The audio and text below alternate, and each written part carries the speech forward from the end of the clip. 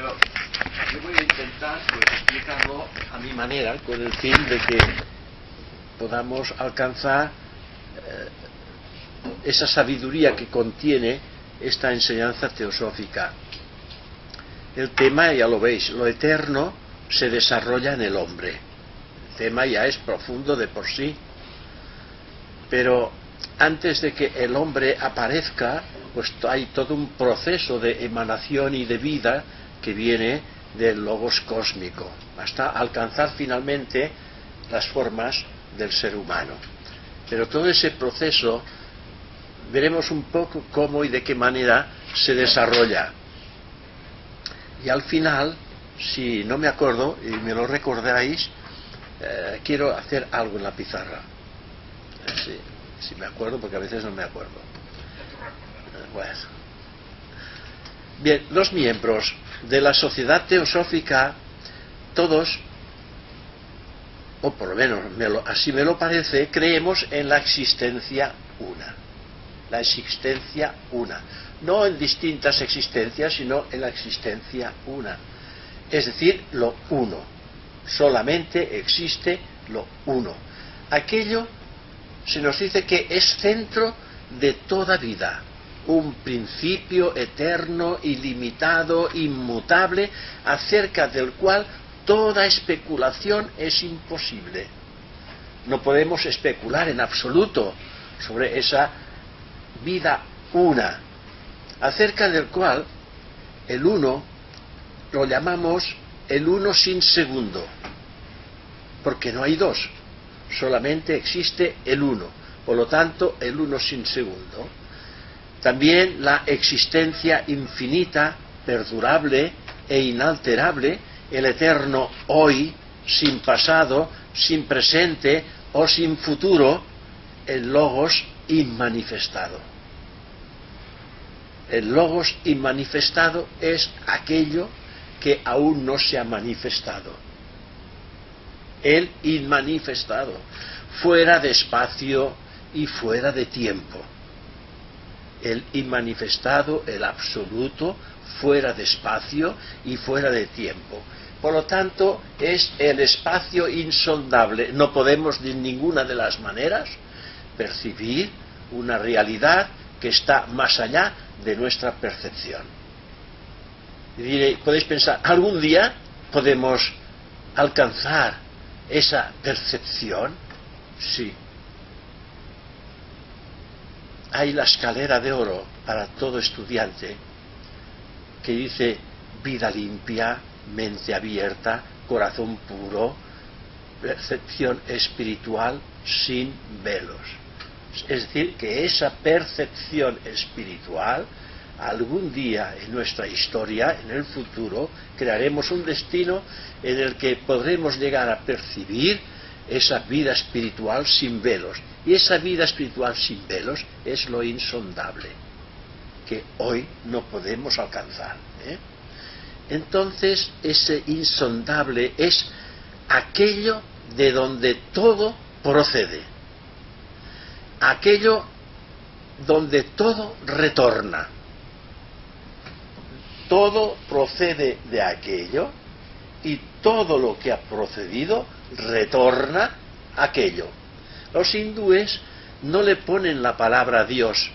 En principio, cuando hablan de lo que nosotros llamamos Dios, ellos dicen aquello.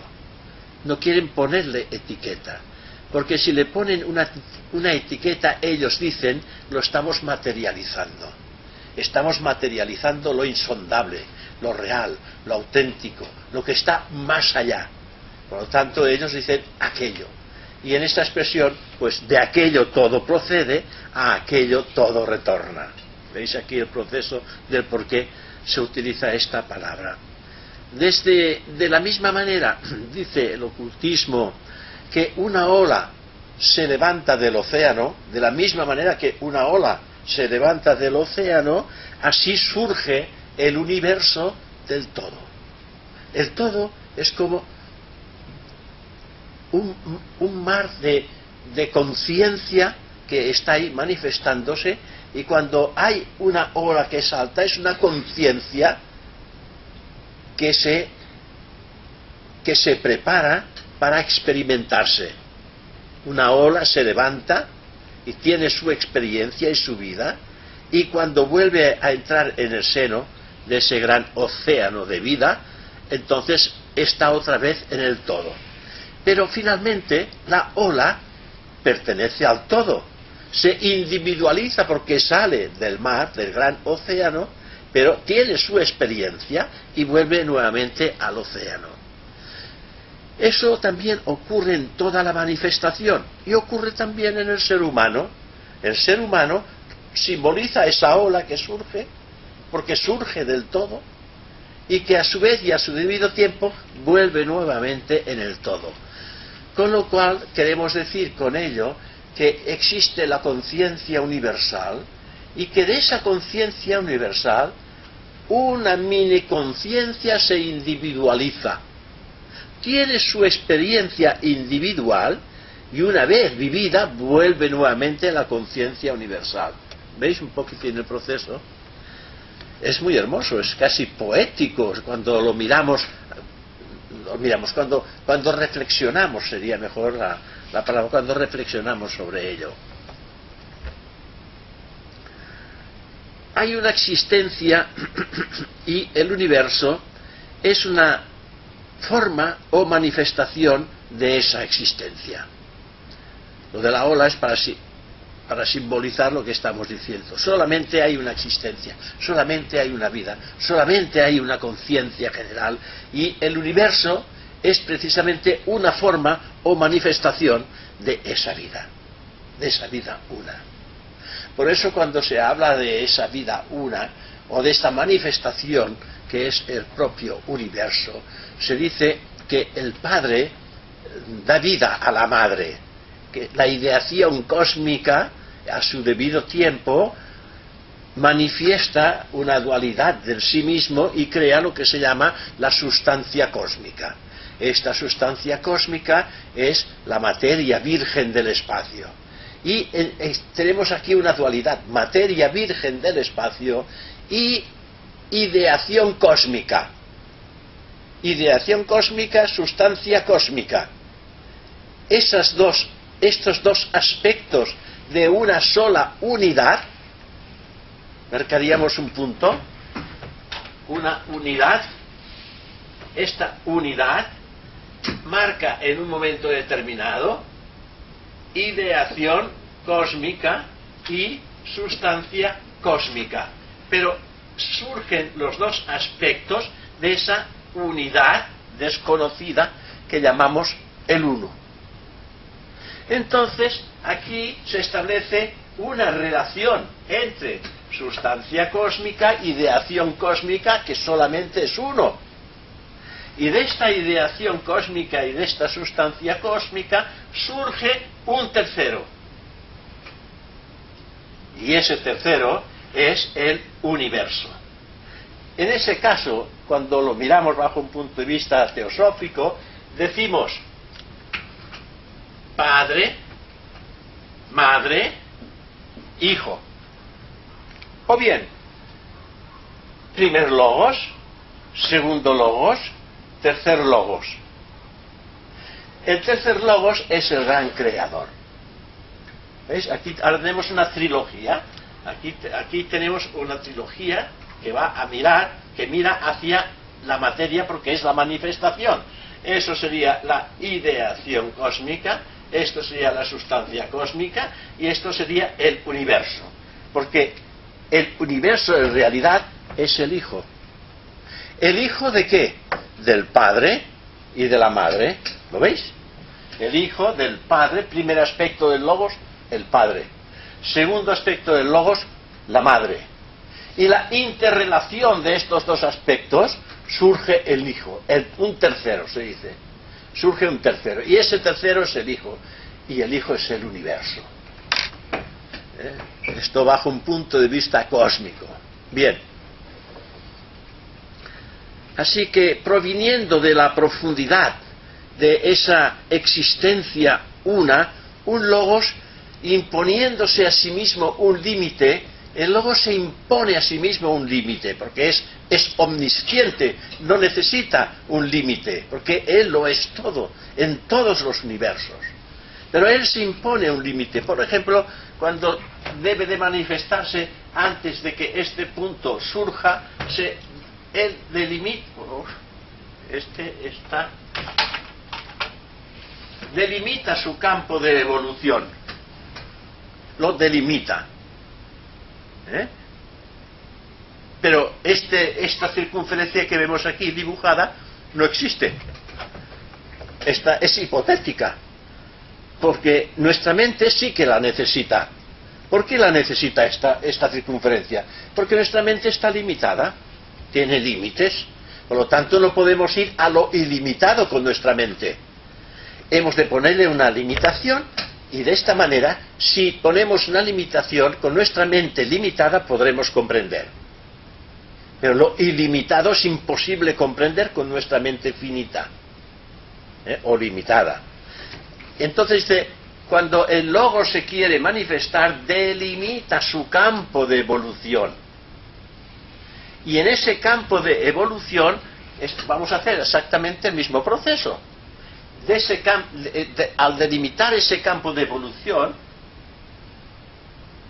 que ese campo de evolución es oscuro, aquí es blanco porque la pizarra es blanca, pero imaginad que ese campo de evolución es oscuro y una luz surge en el centro.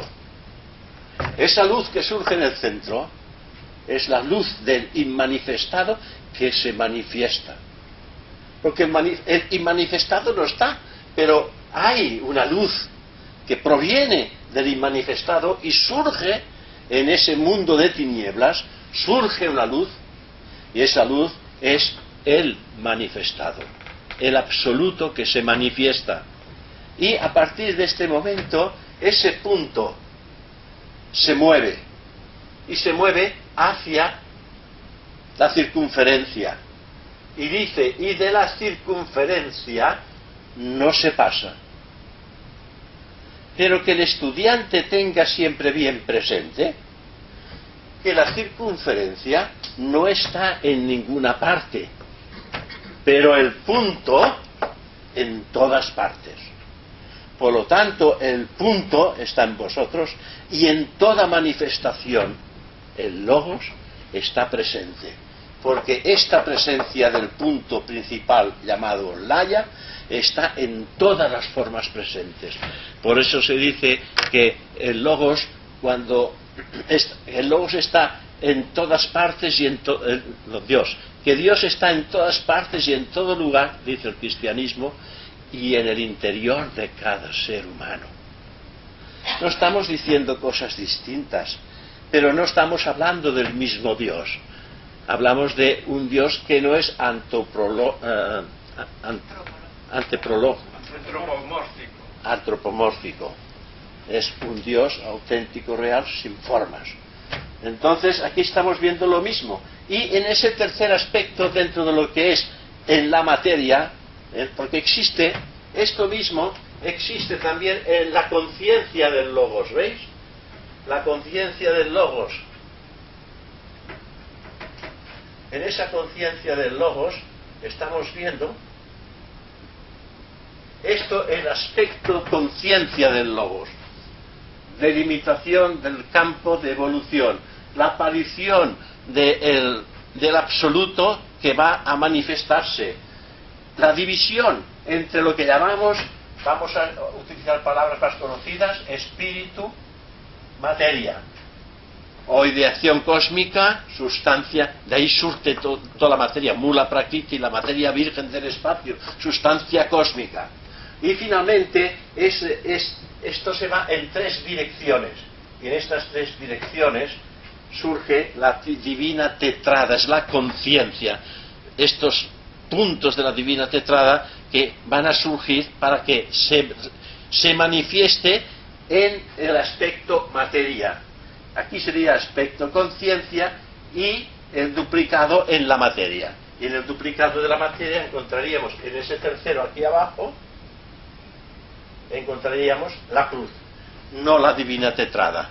Y en esa cruz, esto es es la creación, es la manifestación de la mente cósmica en la mente de nuestro propio sistema solar, al cual nosotros pertenecemos.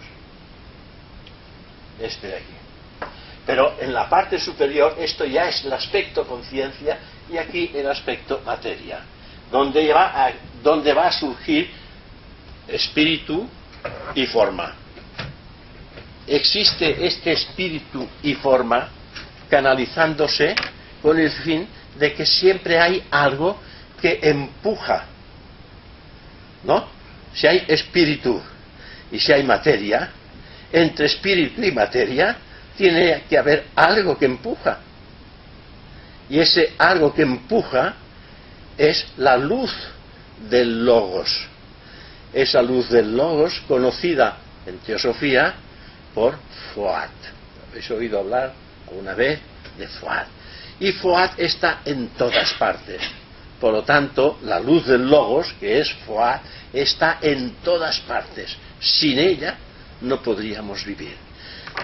Fuat en nosotros nos está empujando continuamente para que avancemos hacia el interior. Porque Fuat es lo que une el espíritu real de aquello que somos con la materia. Y la materia, para unirse al espíritu, debe de purificarse totalmente. Es bonito. Hasta oírlo es bonito. Una mica de suc.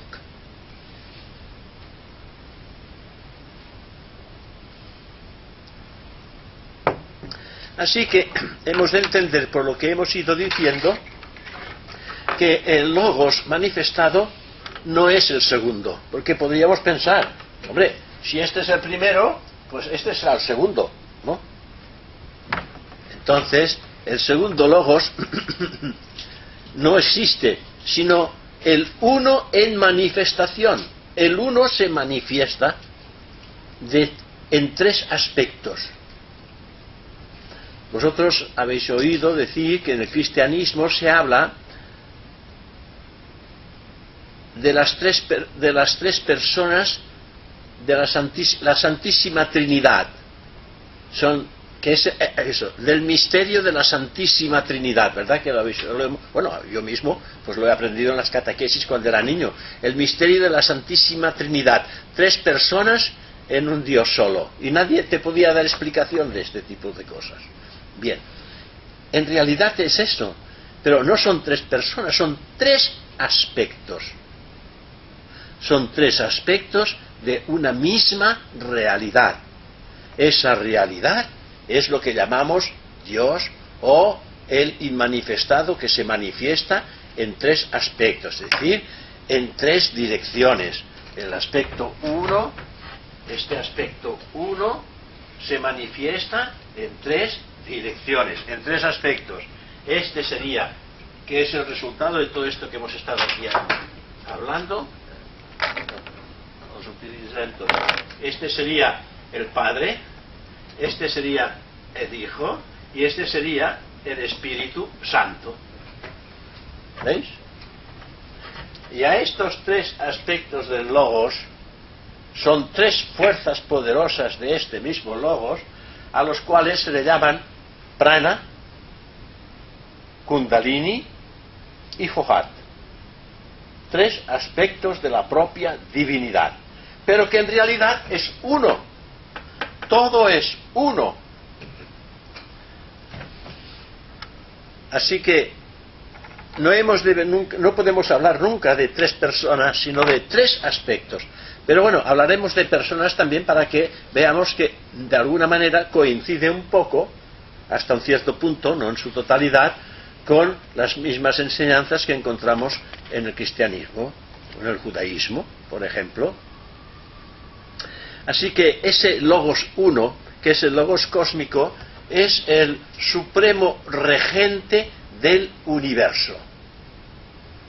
Él domina todo ese universo. El regente del universo, de nuestro sistema solar, o bien de todo el universo en el que podamos nosotros amplificar grandes y grandes universos dentro del mismo. El uno, de por sí, ese uno único y no dos, el uno, es la raíz y causa precisamente de todos los seres, y también denominado el Espíritu Supremo, el Ser. De ahí surge, por lo tanto, nosotros, ahora encarnados en cuerpos físicos, todo esto ha surgido precisamente de ese uno en manifestación, de ese logos cósmico, de este gran señor al cual llamamos el regente del universo. Y manifestándose en sí mismo como espíritu, dice, él revela el otro aspecto del todo que se llama, como antes hemos dicho, Mula Prakriti, en este aspecto, sustancia cósmica o Mula Prakriti, y ideación cósmica o espíritu puro. En este aspecto, aunque veamos que los dibujos son distintos, están diciendo lo mismo, porque hay una filosofía perenne en todas estas manifestaciones del ocultismo.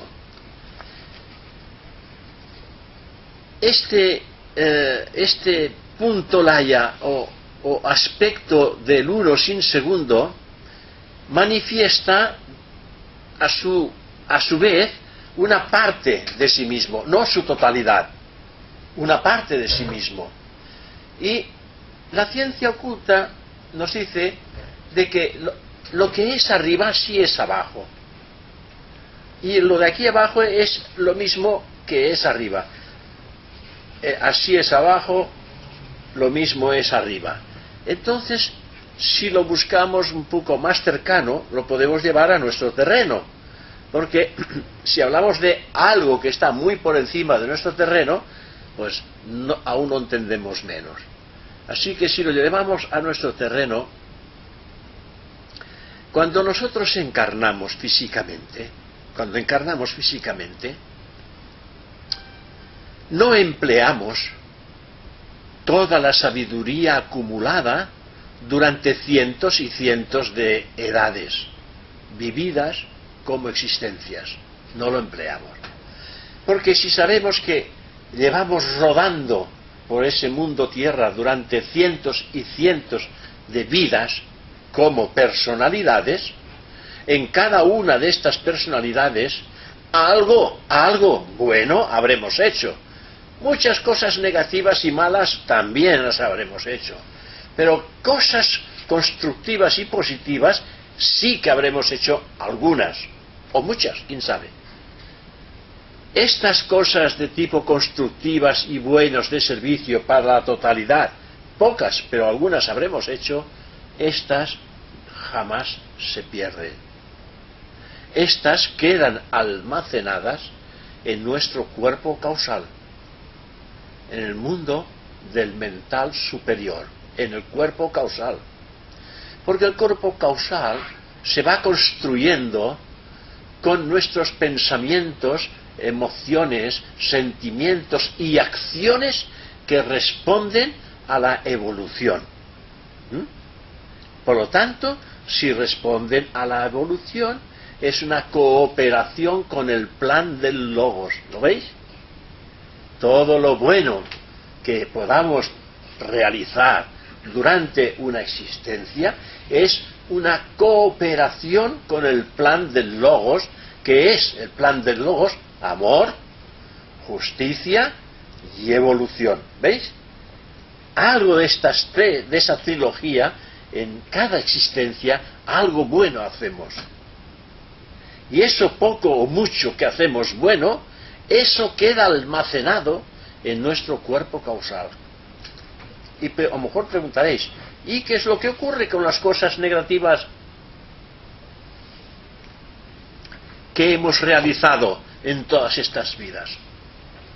Estas cosas negativas quedan englobadas en los skandhas, se llaman los skandhas, quedan ahí encerradas ¿Qué son los skandhas? Vamos a buscar la definición física. Vamos a encerrarlos, todas las cosas negativas las vamos a encerrar. Esa burbuja, pues es el skandha. Para que lo podamos entender. Esto sería el skandha y ahí quedan encerradas. Y a su debido tiempo, estos skandhas se abren. Estos skandhas es el karma del pasado que tiene que hacerse presente para ser transformado. ¿Ves? El skandha del pasado debe de hacerse presente en un momento en que nosotros estamos preparados para poder resolver algo negativo que sembramos en el pasado y que estamos lo suficientemente fuertes ahora para transformarlo. Porque lo negativo, queridos amigos, tiene una energía, por eso está ahí. Y esa energía debe de ser transformada de lo negativo a lo positivo. Y cuando es transformado en positivo, entra en el cuerpo causal. ¿Veis lo beneficioso que es pagar las deudas kármicas del pasado? Cuando esto se paga, entonces damos vida a nuestro cuerpo causal. Lo estamos coloreando a conciencia, porque estamos venciendo la resistencia de la materia y estamos transformando lo negativo en positivo, la muerte en vida. Esto es lo que estamos haciendo. Y eso es algo que nos alegra internamente cuando nos damos cuenta que algo estamos haciendo en esta existencia. Porque aquí, en este mundo, no venimos a hacer nada más que aprender. Esto es lo que venimos aquí, a aprender. Aprender porque la mónada en sí misma es ignorante de todo cuanto sucede debajo de ella misma. El espíritu no conoce la materia, por eso existe espíritu en su mundo y materia en su mundo. Y en el mundo de la materia, el espíritu ha adoptado una forma que le permita a la conciencia penetrar en ella y experimentarse a través de esta forma. Y esta forma es nuestro cuerpo mental, nuestro cuerpo emocional y nuestro cuerpo físico. Una trilogía a la cual le llamamos personalidad. ¿Veis? Volvemos siempre a ese uno. Entonces habrá que purificar, tomar las riendas de nuestra evolución e intentar cambiar las cosas a medida que las vayamos comprendiendo. Para eso estamos aquí, adquirir el conocimiento suficiente para atrevernos a empezar a transformar las cosas. Digamos que en un principio esas transformaciones le duelen mucho a la personalidad. Le duelen mucho. Todo lo que produce gozo al espíritu produce sufrimiento a la personalidad. Es por esta razón que dice la teosofía que el estudiante, antes de meterse en berenjenales, tiene que hacerse fuerte y valiente, audaz y valiente, porque todo lo que quiere espiritualmente produce sufrimiento a la personalidad, porque la personalidad es feliz en su elemento, y su elemento es la materia, por lo tanto se siente materializada e identificada con pensamientos groseros, con sentimientos placenteros, etcétera, con todo ese tipo de cosas que nos gustan en el mundo físico. Esto es lo que nos gusta. Y si queremos trabajar espiritualmente, sabemos que hemos de dejar de hacer ciertas cosas en el mundo de la materia. Y eso le produce sufrimiento a la personalidad. Pero si tenemos el conocimiento nos ayudará enormemente, porque utilizaremos el discernimiento, porque intentaremos averiguar qué está ocurriendo en nosotros, utilizaremos el discernimiento y entonces haremos lo que hayamos comprendido que es mejor para la totalidad y para nosotros mismos. Y así vamos venciendo el poder de la materia y nos vamos liberando poco a poco del yugo hechizante de esta materia. Asociadas también a esta obra del logos cósmico en el universo, hay también 7 personificaciones de su propia naturaleza, llamados los 7 logos planetarios. Lo hablamos ya más cercanos a nosotros para entenderlo, porque esto existe más allá aún. Pero bueno, vamos a acercarnos a nuestro sistema solar, y entonces en la manifestación de esa naturaleza divina surgen estos 7 logos cósmicos planetarios. Todos los astros, dicen del firmamento, que sean centros de estos grandes sistemas evolucionarios, pertenecen a uno u otro de estos grandes 7 que hemos mencionado. O todo pertenece a uno u a otro de estos grandes 7, y son, en cierta manera, son expresiones de esa vida una, de esos, de estos grandes 7, de cada uno de estos grandes 7, y son, en cierta manera, también, a su vez, expresiones, ellos mismos, de la vida una del logos cósmico. O sea, de una manera jerárquica, la vida va descendiendo y se va canalizando por jerarquías cercanas de la cual a ellos mismos han emanado. Y así, poco a poco, se va manifestando. También se nos dice que en esa existencia una hay innumerables universos. En esa existencia una hay innumerables universos. Y en cada universo incontables sistemas solares. Ahora estamos abriendo la puerta del firmamento, digámosle así, ¿no? Estamos hablando esto. Sería lógico esto, porque antes has dicho, el universo, lo inmanifestado, cuando se manifiesta, adquiere una zona, digamos que es una esfera. Sí. La esfera es el campo donde se manifiesta. Sí. Por eso podemos pensar que pueden haber más esferas. Sí. Claro, porque no puede haber una sola. Entonces, ya das pie a que haya muchos universos, ¿no? Pero en realidad hay que pensar, la esfera simplemente es para nuestra mente. Sí. Porque la esfera en realidad no existe. Es un campo de acción. Se delimita su campo de acción. Pero más allá puede haber otra. Es que es infinito. Si lo delimita, coge un trozo, digámosle así. Si el espacio es infinito, Sí. si el espacio por cierto es infinito, podemos pensar que también es lo inmanifestado del espacio. ¿Vale? ¿Por qué no puedo pensar que el espacio es lo inmanifestado? También forma parte de lo inmanifestado del espacio. Sí, pero en su manifestación. Forma parte del espacio en su manifestación. Cuando se recoge en sí mismo, está fuera del tiempo y del espacio. O sea, no hay espacio. No, cuando se recoge en sí mismo no hay tiempo ni espacio. Solamente aparece este espacio aparece cuando todo desaparece. ¿Qué es lo que queda? Vamos a ir a este punto. Cuando todo desaparece en el planeta, ¿qué es lo que queda? El espacio. Es lo que queda. Permanente. No existe un espacio permanente. Sí, Solamente existe espacio. solamente existe ese espacio donde se va a provocar a su debido tiempo una nueva manifestación. Pero más allá de este espacio en que se manifiesta, existe siempre y eternamente la divinidad, que es el inmanifestado. Pues esto cuesta un poco de entender.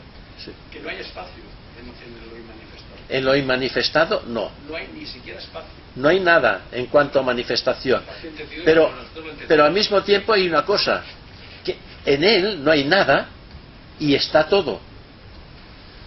¿Cómo se entiende? No hay nada y está todo. Porque si todo cuanto podemos observar en los distintos universos que puedan existir, que no conocemos ni el nuestro, todo esto es, si solamente buscamos en el nuestro, no conocemos el universo. Si conociéramos el universo, todo este universo estaría dentro del seno de el inmanifestado. Y a su debido tiempo, cuando vuelve a manifestar el manifestado, a través de la luz del Logos, vuelve a aparecer todos los universos, pero, a ver, en una octava superior, digámosle así, como si jugamos el piano en una octava baja y pasaríamos a una octava superior, y así sucesivamente vamos cambiando de octava a medida que el Logos también, esto es una expresión nuestra, pues debe ir evolucionando. No sabemos hasta qué punto, porque no podemos hablar de ello. Por eso los hindúes dicen aquello, dicen, no podemos hablar de lo desconocido, es imposible. Podemos hablar sobre lo que podemos conocer, ¿no? En este sentido. Bien.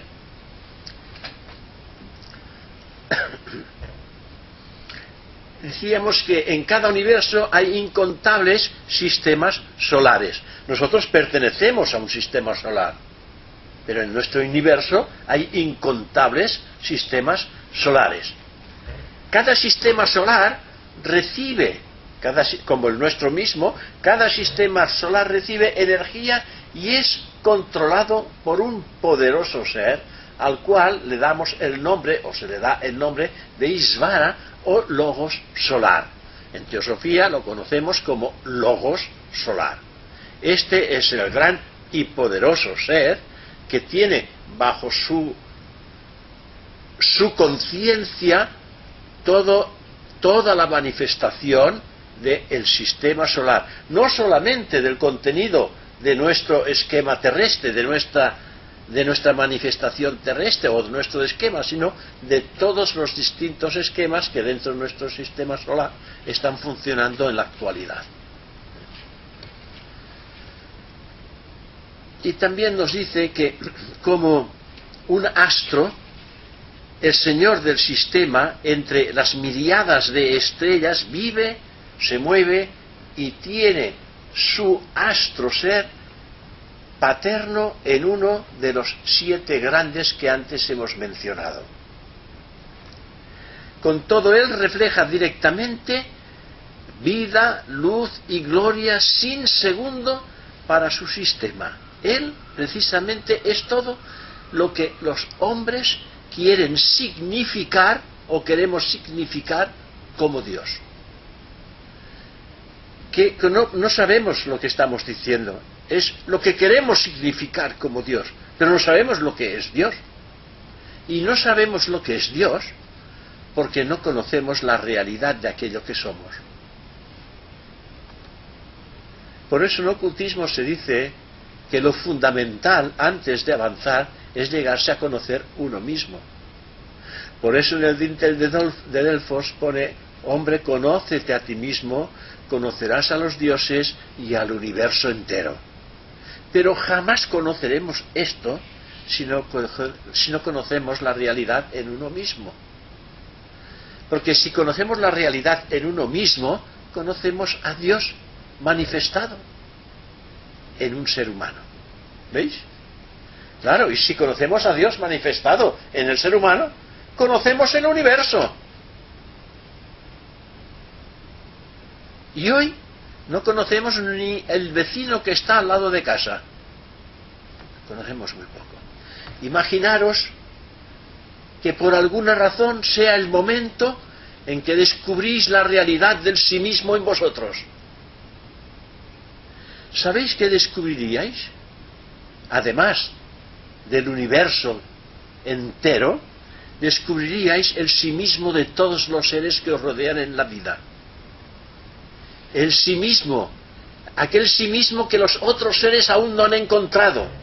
Pero vosotros, al haberos encontrado a vosotros mismos, conoceréis el sí mismo, el espíritu, en todos los seres, y seríais uno con todos los demás. Y es por esta razón que todo el trabajo que haríais sería para el bien de la totalidad.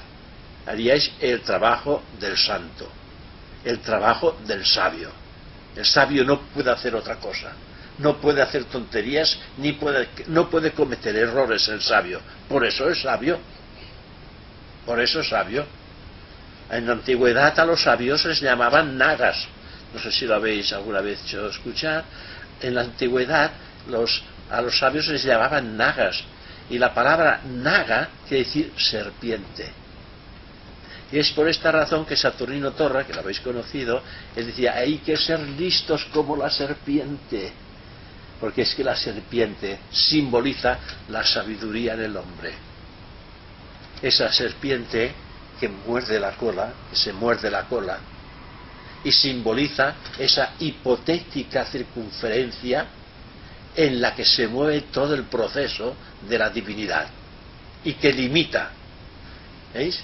Pero es la serpiente que se muerde la cola y figura esta circunferencia, pero que en realidad esta circunferencia no existe en ninguna parte, solamente para que nuestra mente,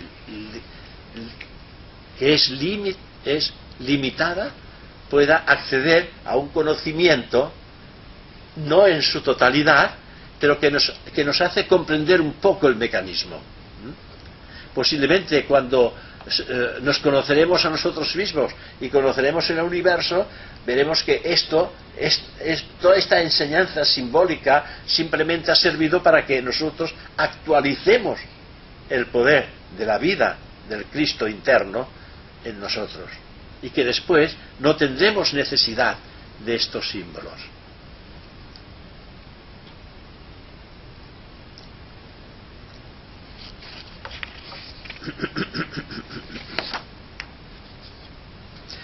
Así pues,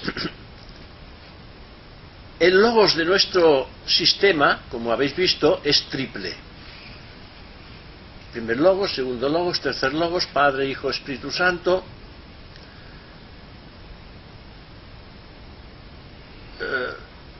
Los antiguos egipcios, ellos decían Isis, Osiris y Horus.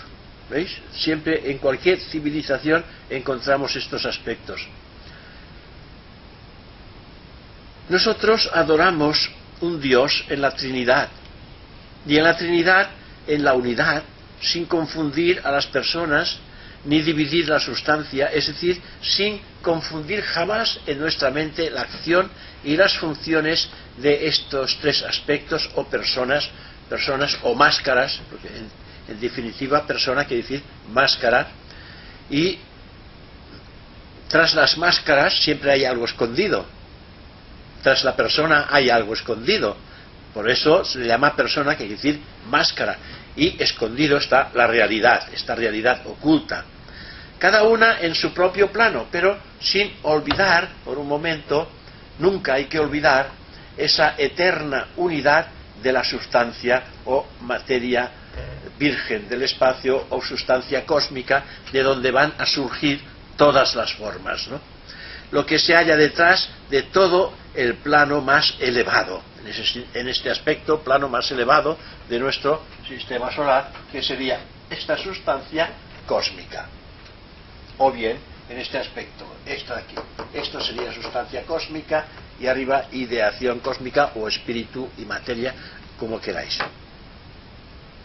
Entonces el aspecto Isvara, o ese absoluto de los mundos, es llamado Brahman por los hindúes, Espíritu Santo por los cristianos, y tercer aspecto del Logos por los teósofos. ¿Sí? Aquí no le ponemos etiqueta ni nombres, un aspecto de la divinidad, y en ese caso sería el tercer aspecto del Logos. Y el aspecto bajo el cual Isvara, el Señor, preserva y tiene los mundos, sería Vishnu para los hindúes, el Hijo para los cristianos, y segundo aspecto para los teósofos. Para nosotros es el segundo aspecto. Y el aspecto en el cual Él, la divinidad, disuelve los mundos cuando están gastados y que ya no sirven para nada, es decir, cuando todo el proceso de esa evolución ha sido realizada y ya no sirve para nada, todo aquello ha sido gastado, es llamado por Shiva, los hindúes lo llaman Shiva, y los cristianos le llaman el Padre. y los teósofos le llamamos el primer aspecto. Por lo tanto, hemos hablado del tercer aspecto, del segundo aspecto, tercer aspecto. Una trilogía que vienen los tres del uno. Inmediatamente bajo de esta deidad solar que acabamos de mencionar, y sin embargo de manera misteriosa y también por parte de él, por parte de esa entidad, vienen sus ministros, es decir, las 7 expresiones de su propia naturaleza, 7 expresiones de su propia naturaleza, los 7 canales de su inextinguible vida, llamados también los 7 logos que antes hemos mencionado, surgen de ese logos único solar, surgen los 7 que son aquellos que van a controlar y dirigir todo lo que sucede en nuestro sistema solar. Y también estos 7 son los regentes de los 7 planetas sagrados. Son los 7 regentes de los planetas sagrados que conocemos como Venus, la Tierra, Saturno, Júpiter, Urano, Marte y Mercurio.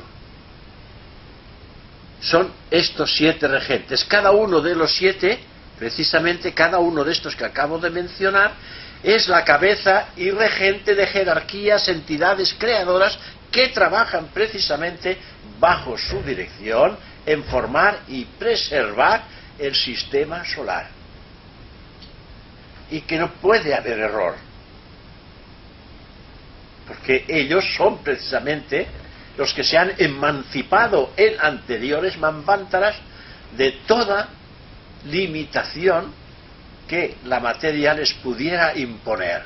Ellos la han superado, la han vencido, se han liberado. Por lo tanto, no puede haber error, porque solamente encarnan la sabiduría.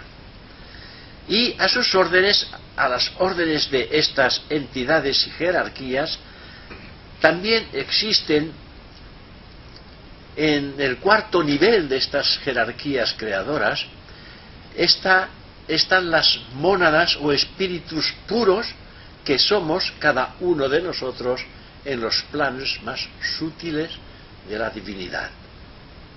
Por lo tanto, en conciencia, el ser humano en conciencia es una o forma parte de estas jerarquías creadoras. Y a sus órdenes de estas jerarquías creadoras militan huestes de devas, infinidad de huestes de devas, o seres resplandecientes, o ángeles, o bien también Dianshoans, que les llaman.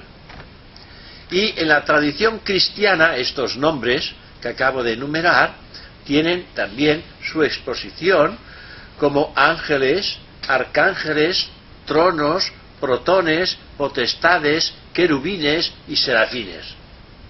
¿Veis cómo todo esto coincide? Estamos hablando de una coincidencia, pero que estamos abriendo el horizonte. No lo hacemos de manera dogmática, sino que estamos hablando de todo un proceso creativo. Presidiendo también sobre nuestro mundo, sobre el mundo en el que estamos inmersos, hay un gran oficial que representa la deidad solar. Aquí no habla de ello, pero podemos decir que es el vigilante silencioso, o también lo que es el Sanat Kumara. Habéis oído hablar en alguna ocasión en Teosofía del Sanat Kumara y el vigilante silencioso. Él precisamente es el verdadero rey de este mundo. Y si uno quiere averiguar un poco más y se va pues a enseñanzas teosóficas, pues como puede ser el diccionario esotérico de Zania o bien el glosario teosófico, veréis que te dirá que es una entidad que su cuerpo más denso es etérico y que de alguna manera es quien regenta todo el proceso de la evolución bajo la dirección precisamente del logo solar, y que tiene el aspecto en ese cuerpo etérico, el aspecto de un muchacho de 17 abriles. Lo podréis encontrar. Con lo cual es la juventud persistente y perenne en los mundos etéricos, como cosa más densa. Así pues, el Dios en el cual nosotros creemos, el supremo Señor de nuestro sistema, se expresa precisamente repitiendo el proceso, siguiendo, según nosotros, el axioma que antes hemos mencionado: lo que es arriba es abajo y lo que es abajo es arriba. Es un axioma del Kybalión de Hermes Trismegisto. Lo podéis encontrar, un libro realmente fantástico para aquel que quiere investigar un poco en el mundo oculto. Abriéndonos un poco más este abanico de conocimientos, decimos que este se manifiesta a sí mismo en su sistema bajo una triple forma, una trinidad. Esa trinidad en la que el logos manifestado, el logos solar manifestado, se expresa, se le llama el regenerador, el preservador y el creador. Es decir, el creador, el primer aspecto, el preservador, segundo aspecto, y el regenerador, tercer aspecto. ¿Veis? Estamos aquí repitiendo un poquitín lo dicho bajo otras culturas que de alguna manera determinan el mismo proceso de conocimiento, denominados en teosofía, como antes hemos dicho, primero, segundo y tercer logos. El Padre, el Hijo y el Espíritu Santo en el cristianismo, Shiva, Vishnu y Brahma en hindú, Osiris, Isis y Horus en el antiguo Egipto. Aquí lo englobamos ya todo ahora. Lo vamos recogiendo, de todo lo que vamos diciendo lo vamos recogiendo, y finalmente vamos viendo y vamos aclarando este concepto de la vida una. Esa vida una, más allá de esa trilogía, está en todas partes y en cada cosa, y es al mismo tiempo todas las cosas, tanto separadas como a la vez. Lo es todo al mismo tiempo y está en todas las cosas, por lo tanto está en cada uno de nosotros. El mundo, tal como lo vemos, es tan solo una manifestación de Él en mayúsculas, en absoluto. El mundo es tan solo una manifestación de Él. Y cuando se manifiesta lo hace bajo incontables formas, y también innumerables inteligencias vivientes que proceden todas absolutamente de Él.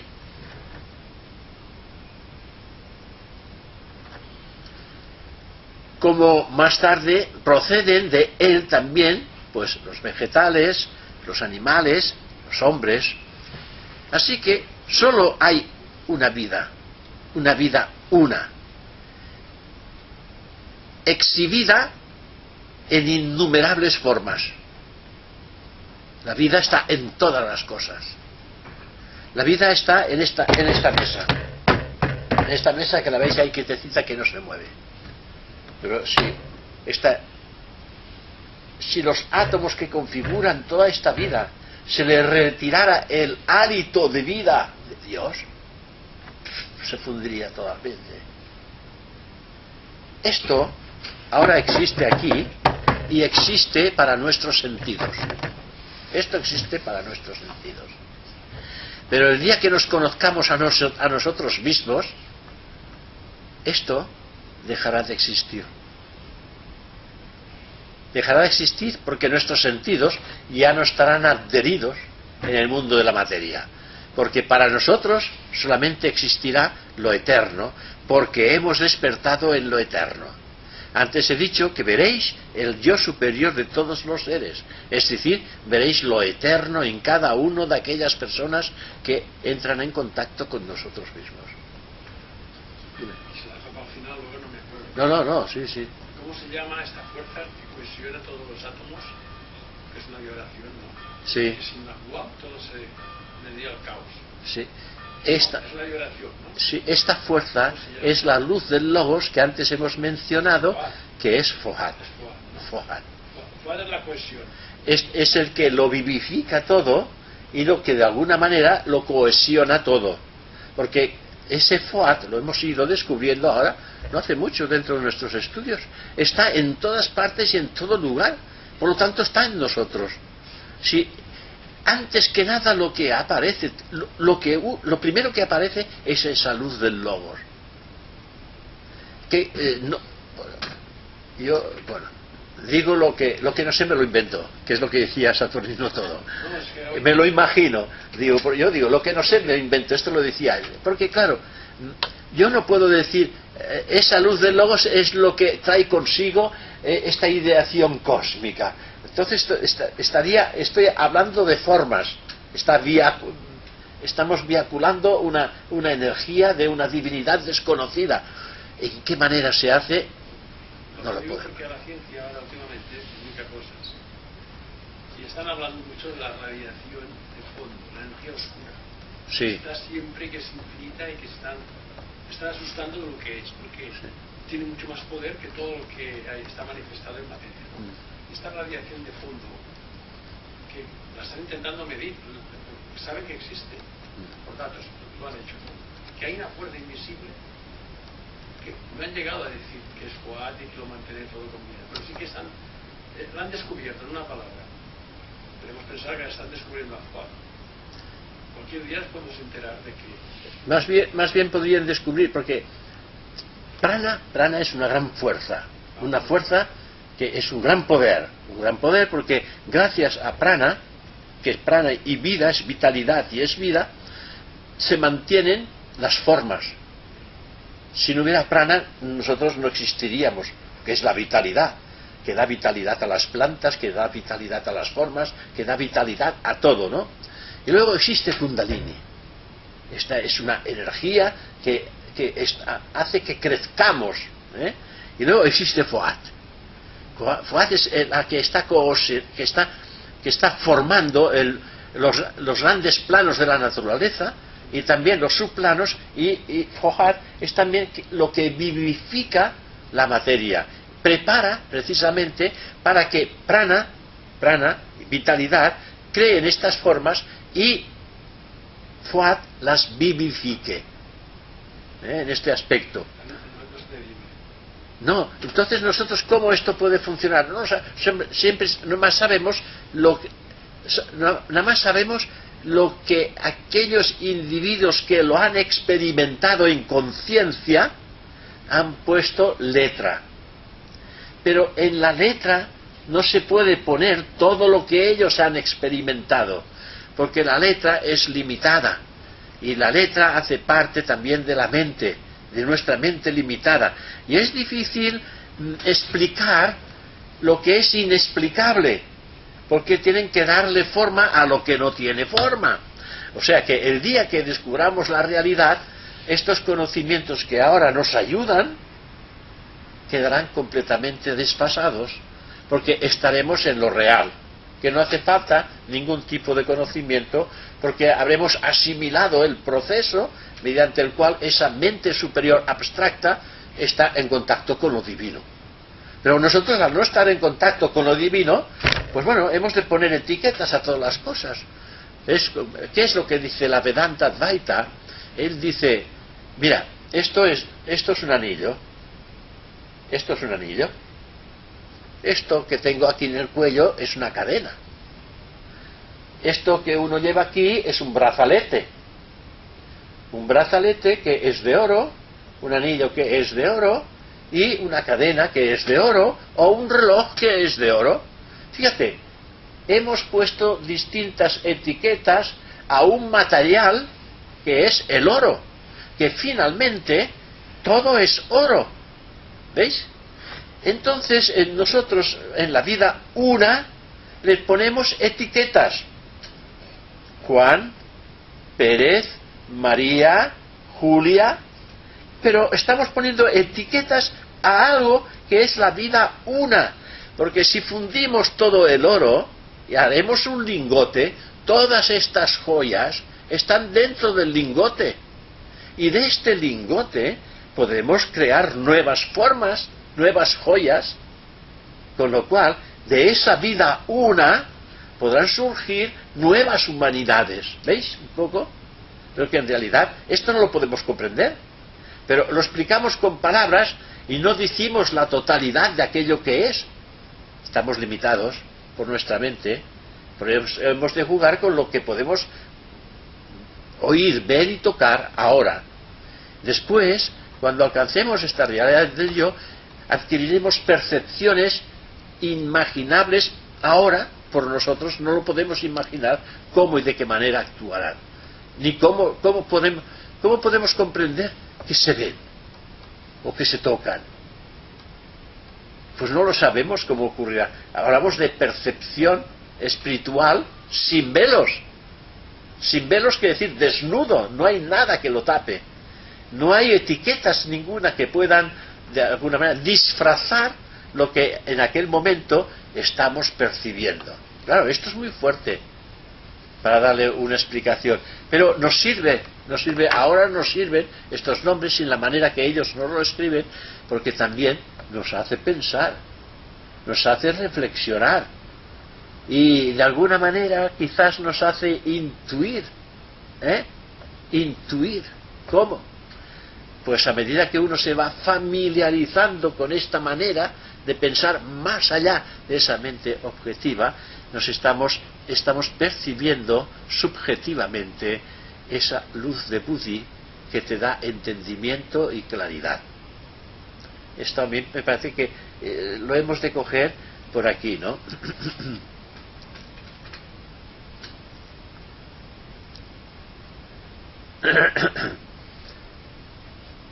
Ningún proceso de razonamiento puramente intelectual suministra una demostración completa y satisfactoria a todas las mentes de esta existencia de Dios. Tal existencia puede probarse indirectamente. Ahora estamos hablando de lo que estábamos diciendo precisamente por tu pregunta. Esto puede probarse indirectamente por aquello que llamamos discernimiento. Reflexión profunda, discernimiento, la devoción y la pureza de vida. Mediante esta trilogía nosotros lo podemos comprobar por nosotros mismos. Ya no será aquello, eso son cosas que me han dicho, son cosas que he oído, sino son cosas que he comprobado yo mismo. Así que esta es la observación y un cuidadoso estudio de la naturaleza prueba la probabilidad de un Dios al cual se le puede llamar arquitecto. La existencia una parece ser precisamente la necesidad filosófica, así también como, diríamos, la manifestación de esa dualidad primordial, la raíz del espíritu y la raíz de la materia es precisamente una necesidad cósmica. Yo recuerdo en una ocasión, por un condiscípulo nuestro, teníamos una conversación muy interesante, no sé si lo conocéis, Ángel Rubio. Vosotros conocéis a Ángel Rubio. Entonces estábamos comentando precisamente, y bueno, ¿y todo esto por qué? Claro, ¿todo esto por qué? Bueno, en el ocultismo se dice que podemos conocer el cómo, pero el por qué no. Porque si pudiéramos conocer el por qué, sabríamos más que el absoluto. Pero entonces, para intentar rizar el rizo, decíamos, bueno, es posible que por necesidad. El logos, pues quizás por necesidad. ¿Por qué todo este proceso? No, quizás no es la palabra adecuada, por necesidad, pero para nosotros, con nuestra mente limitada, ¿no? Bueno, si hace esto es porque hay una necesidad de hacer algo en este sentido. Entonces, quizás sí, por necesidad podría ser la pregunta o respuesta que yo he podido encontrar, necesidad cósmica. ¿Veis? Y por eso me he acordado ahora de esta conversación que tuvimos en una ocasión y que él dijo, quizás, no sé, pero podría ser por necesidad. Es que esta pregunta viene de la filosofía antigua, yo recuerdo haber leído, que la pregunta era ¿por qué Dios crea el mundo? Si es perfecto, ¿qué necesidad tiene? Y entonces la dificultad de responder a esto con la mente actual, la mente concreta, es muy difícil que puedas conocer que Dios no necesita manifestarse, puesto que ya lo tiene todo. Entonces, ¿qué conclusión llegan después de...? Porque Dios dice, necesita amor continuamente para sí mismo. Bueno, lo inmanifestado necesita manifestarse. O sea, aparte que hay una necesidad en lo inmanifestado, que es absurdo pensar que tiene necesidades. Pero desde el momento que existe lo manifestado es por alguna razón, que tú decías, no conocemos la razón de la manifestación, pero la tenemos aquí. Entonces, si proviene de Dios, y todo lo que proviene de Dios no es negativo, es bueno. Por eso la persona, decía, tiene tendencia a alcanzar ese estado. Pero claro, es creación de él. Y si vas más allá, figúrate que si vas más allá dices, pero esa necesidad ¿es para el inmanifestado o es para la manifestación que va a surgir un cambio de conciencia de toda la totalidad de unidades de conciencia que se han individualizado del cosmos entero? O sea, por amor. Entonces dices, necesidad cósmica o por amor también podría ser. Son maneras de pensar. Los anhelos de la persona se reflejan en su origen. Sí. Si es divino, tendrá anhelos hacia la divinidad. Y no hay otra explicación. Bueno, veo que me he acordado. Voy a dibujar algo sobre lo que estamos haciendo, sobre lo que estamos y en lo que estamos estudiando.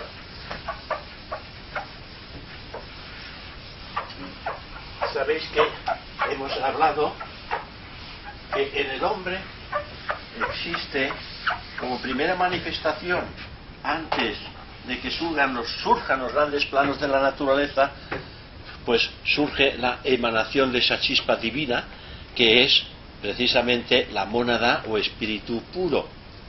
La mónada o espíritu puro, que la podemos simbolizar, pues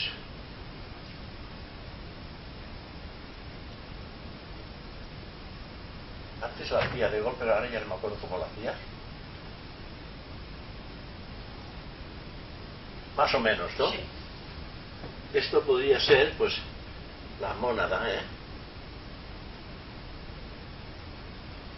La mónada o espíritu puro. ¿Sabes cómo era que hacía?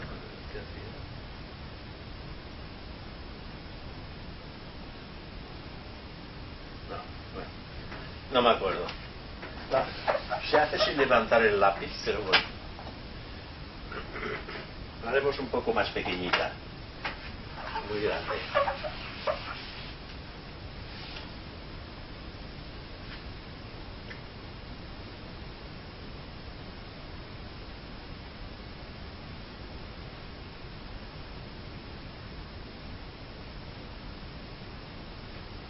Queda un poco mejor, ¿no? Sí.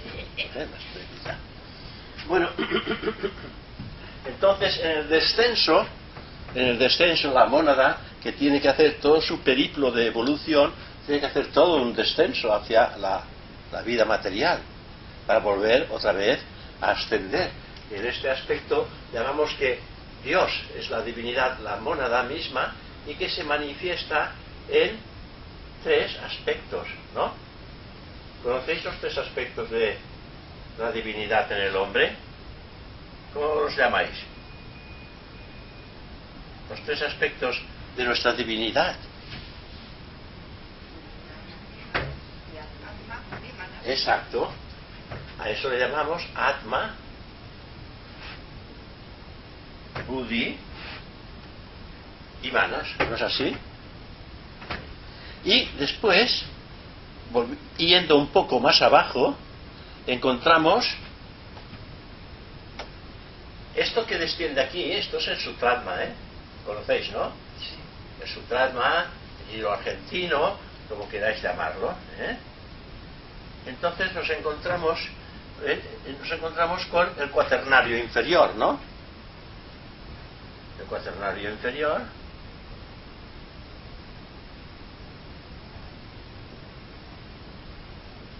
El cuaternario inferior, que sería mente, cuerpo mental, nuestro cuerpo astral y nuestro cuerpo físico. Bien, y cuando practicamos el desapego, es cuando llega precisamente la iluminación, ¿eh? Porque el desapego, la iluminación es sinónimo del desapego. Por lo tanto, nuestro ego, nuestra triada superior, entonces, claro, pues se ilumina. La triada superior se ilumina porque evidentemente ya se ha desmaterializado por completo y lo que en ella ahora solo existe es luz. Y cuando existe luz, ¿qué es lo que ocurre? Que pues hay poder. Hay poderes que son ilimitados en el yo superior, ¿no es así? Y esos poderes dan facultad al individuo, ¿no? El poder da facultad al individuo. Y esta facultad surgen siempre del ego. Esto sería el ego o el yo superior, ¿no es así? Y claro, las facultades no vienen de lo personal, no vienen ni de nuestra mente ni de nuestro cuerpo físico, no, el poder viene de Dios, ¿no es esto? El poder de Dios está aquí en nosotros.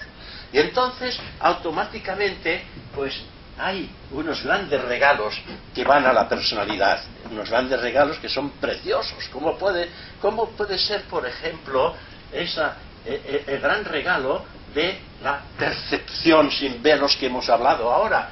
La gran percepción sin velos. Un regalo del espíritu para que podamos percibir la realidad sin velos. O bien que entendamos que existe una intuición directa de Buddhi y que también nos lo regala en un paquetito, nos regala la intuición. Esto sería intuición. Tenemos también el poder de la telepatía. Adquirimos el poder de la telepatía y también nos da el poder un regalo, el poder de la telepatía, o bien el poder de viajar otros mundos manteniendo a través del desenvolvimiento de la conciencia hacia el cuerpo astral, viajes astrales, por ejemplo, regalos del espíritu. Y con todo esto, pues yo lo único que os puedo decir, pues mira,